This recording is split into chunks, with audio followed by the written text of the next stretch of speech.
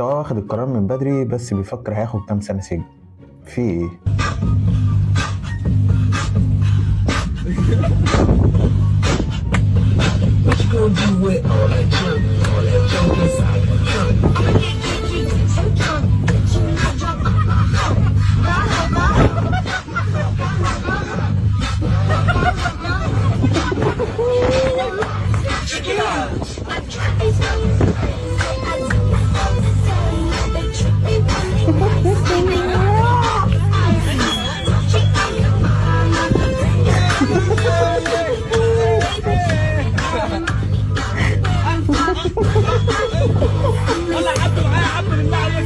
متنساش اللايك والاشتراك في القناة ومتنساش متابعة لو انت بتشوفنا على الفيسبوك. كان معاك حسام من صفحة صدمة في كوباية، فما تنساش.